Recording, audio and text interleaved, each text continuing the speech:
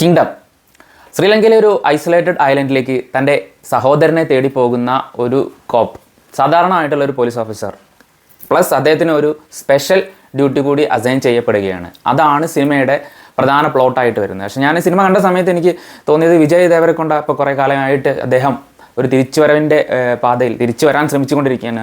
അടിക്കടിയുള്ള ഒരുപാട് സിനിമകൾ ബോക്സ് ഓഫീസിൽ പരാജയപ്പെടുമ്പോൾ അടുത്ത സിനിമയിൽ അദ്ദേഹം തിരിച്ചു വരുമെന്നുള്ള ഒരു സംഭവം അവിടെ നിൽക്കുമ്പോൾ തന്നെ ഈ സിനിമയിൽ ട്രൈ ചെയ്ത പോലെ തോന്നി.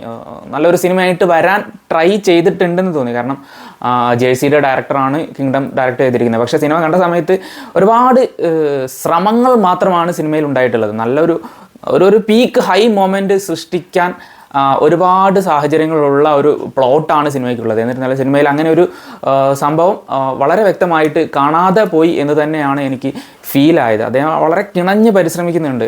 ലൈക്ക് എന്താ പറയുക, ഒരു വിജയ് ദേവരക്കൊണ്ടയുടെ ഒരു KGF ലൈൻ പിടിക്കാനാണ് ശ്രമിച്ചിട്ടുള്ളത്. നമുക്ക് പക്ഷേ ഒരു ഇമ്പാക്റ്റ്ഫുൾ ആയിട്ടുള്ള ഒരു സീക്വൻസും സിനിമയിൽ വന്നിട്ടില്ല എന്നാണ് വ്യക്തിപരമായിട്ട് എനിക്ക് തോന്നിയത്. സിനിമയിൽ വിജയ് ദേവരക്കൊണ്ടയുടെ ചേട്ടനായി അഭിനയിച്ച വ്യക്തി നന്നായിട്ട് ആ ഒരു ക്യാരക്ടറിനെ ഉൾക്കൊണ്ട് ചെയ്തതുപോലെ തോന്നി. പിന്നെ അവിടെവിടങ്ങളായിട്ട് പല സിനിമയിൽ കണ്ടു മറന്ന സംഗതികൾ തന്നെയാണ് ഈ സിനിമയിൽ ഉപയോഗിച്ചിട്ടുള്ളത്.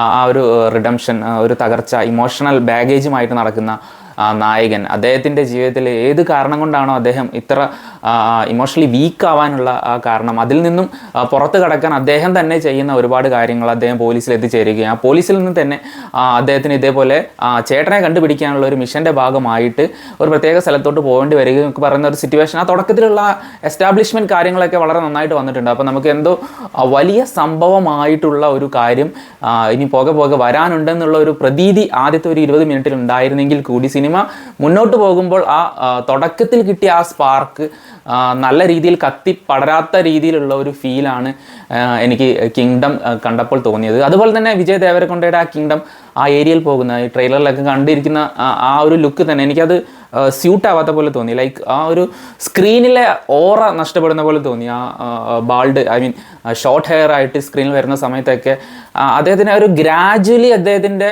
ജീവിതത്തിൽ, അല്ലെങ്കിൽ അദ്ദേഹം ക്യാരി ചെയ്യുന്ന ആ പൊസിഷൻ പതുക്കെ ഉയർന്നു വരുന്ന സമയത്ത് നമുക്ക് തലയ്ക്കുള്ളിൽ എന്തെങ്കിലും തോന്നും, നമുക്കൊരു ഹൈ തോന്നണ്ടേ.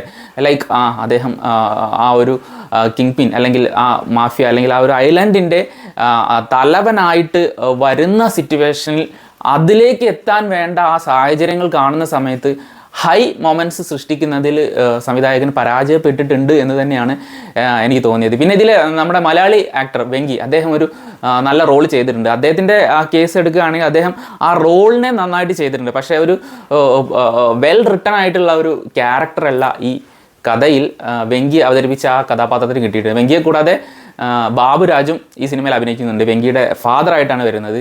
വെങ്കിയുടെ ചില മാനറിസങ്ങളും ചില വാക്കിംഗ് സ്റ്റൈലും എല്ലാം കാണുന്ന സമയത്ത് അദ്ദേഹത്തിന് ഒരു വില്ലനിക് നേച്ചർ സ്ക്രീനിൽ കൊണ്ടുവരാൻ സാധിക്കുന്നുണ്ട്. പക്ഷേ അത് എത്രത്തോളം ആ ക്യാരക്ടറിൻ്റെ ഡെവലപ്മെൻറ്റിൻ്റെ സമയത്ത് ആ വില്ലനെ കുറിച്ചുള്ള നമുക്കുള്ള ആ ധാരണ എത്രത്തോളം ബൂസ്റ്റഡ് ആയിട്ട് നിൽക്കുന്നുണ്ട് എന്ന് ചോദിക്കുമ്പോൾ എനിക്ക് വലിയ ഇമ്പാക്റ്റ്ഫുൾ ആയിട്ട് തോന്നിയില്ല. പക്ഷേ ആസ് എ പെർഫോമർ വെങ്കി നന്നായിട്ട് തന്നെ ആണ് ഈ സിനിമയിൽ അദ്ദേഹത്തിന് കിട്ടിയ ക്യാരക്ടർ അവതരിപ്പിച്ചിട്ടുള്ളതെന്നാണ് എനിക്ക് തോന്നിയത്.